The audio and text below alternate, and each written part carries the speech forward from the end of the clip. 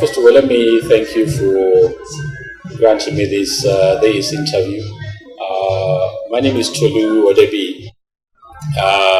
Currently the Chief of Staff to the Ogun State Governor, Governor Abiola, CEO and FCA. I'm the second of 5 children of the late Senator Jonathan Odebiyi.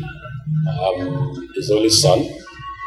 And I started my schooling in Ibadan when I went to All Saints Primary School, then started off at Government College before I went on to finish my high school in the States.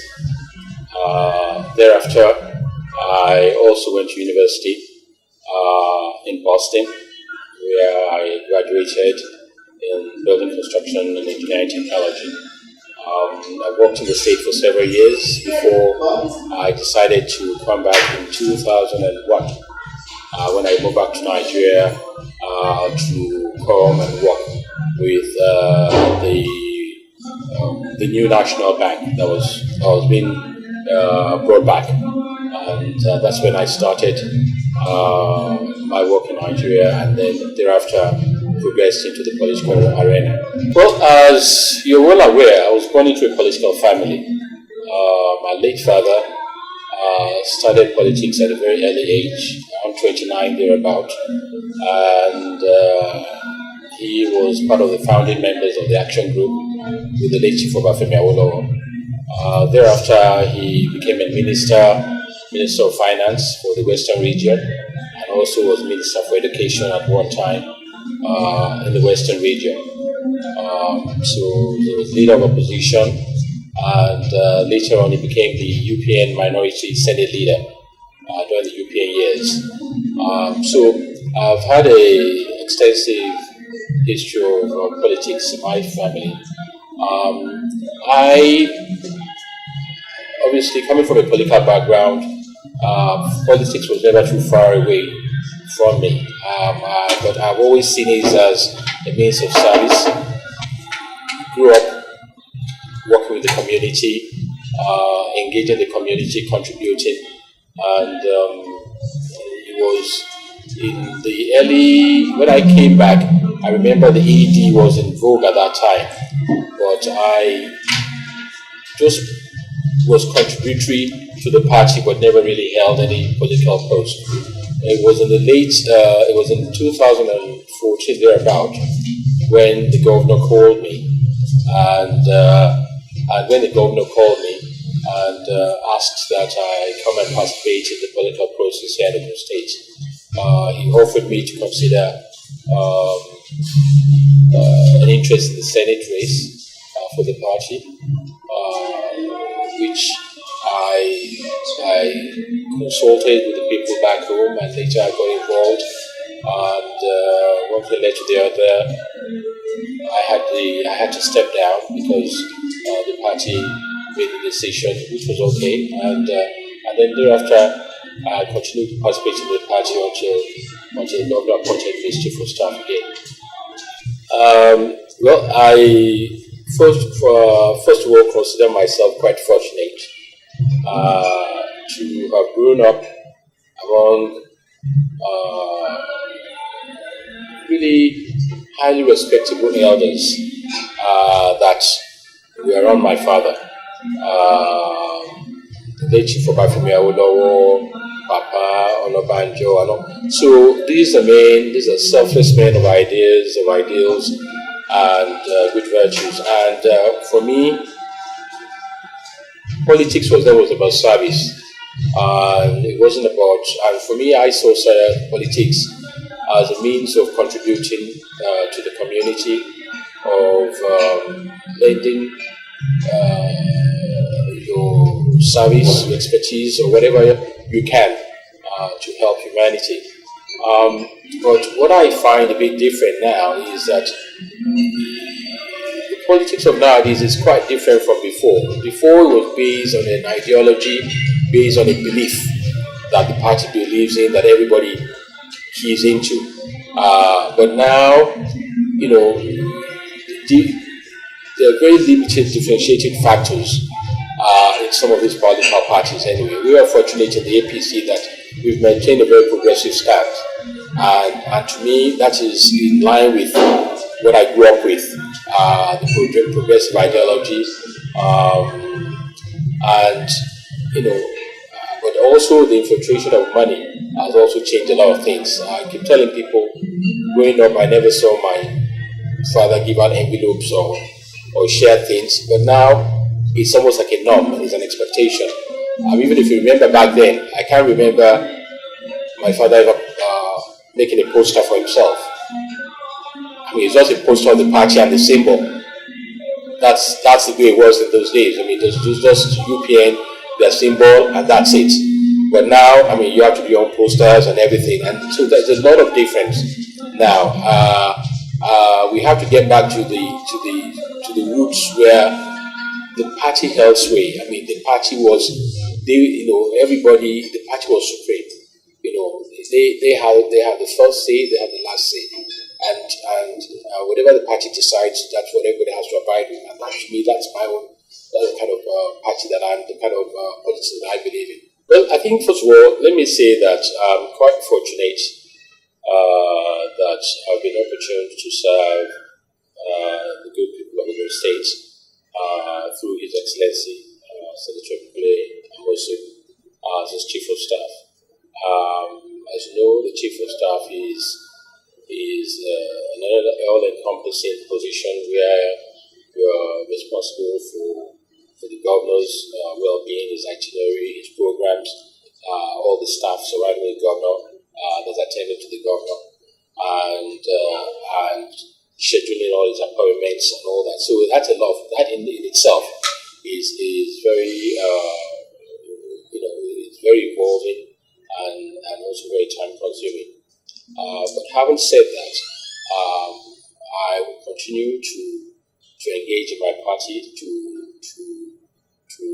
promote the programs of my party, to ensure that the party and this governor maintains some sort of continuity in whoever takes over from him. As you can see, by any standard, no matter what anybody may say, he has been, if not the most successful governor of our time in terms of the kind of developments and programs that has brought into Ogun State. And it's important that we ensure that there's stability and continuity in the programs, and the party retains back its position as the preferred party. And also we have people who are going to be in government who are going to continue to promote his programs and ensure this legacy is in place. Having said that, I will continue to put myself in a position where I can offer those services, and also put myself in a position where I can be the choice of the people, the choice of His Excellency, the choice of the good people of Ogun State, and the good people of Yewa. And because the governor said that he would prefer the next governor to come from Ogun West, and I'm fortunate to have been to come from Ogun West. So if the good people of Ogun West deem fit that I am the person that to represent them, then I'll be more than glad to step into that shoe and carry out the programs of His Excellency and of the party into the next administration. Well, yeah, as I said, like anything else, everybody aspire to do something or the other. Definitely, yes, I would like an opportunity to also have the opportunity to contribute to the development of my state, which is Ogun State, be it in governorship position, be it in any other position. The key thing is not so much about position. The key thing is that you're in a position in which you can lend, your expertise, your services, your contribute to the growth and development of your state. If God says it's going to be in the form of being a governor, if the people of the state says that is what they say, think it's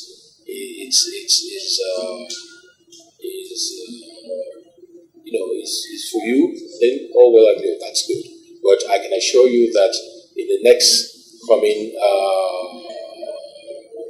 opportunity for the governorship of Ogun State, And since government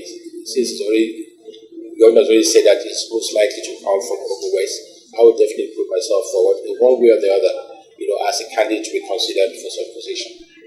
But let me say that for me, I don't come across as your typical politician. I am motivated by trying to correct some of the missteps that we've taken as a country over the years.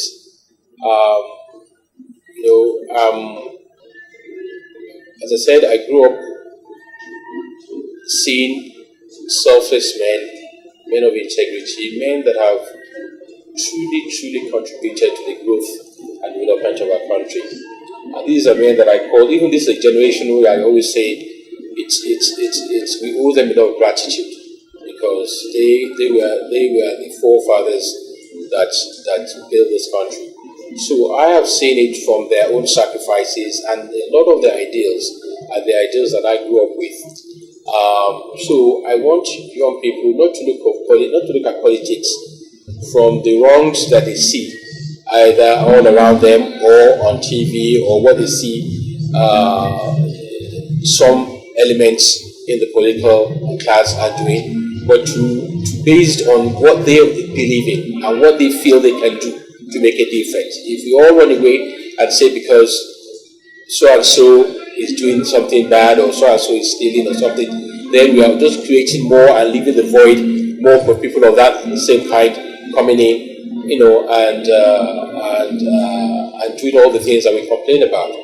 And the truth of the matter is, if we all look at the way the trajectory of which the country was going before, it's just a matter of time that the whole country was going to collapse. And it was important that people now start getting up and getting more involved, and instead of sitting on their chairs and complaining. So what I tell the young people is to band together. Make sure their voices are heard. Make sure that they, in whatever capacity they contribute, make sure they hold their representatives. They hold them to action and to expectations, and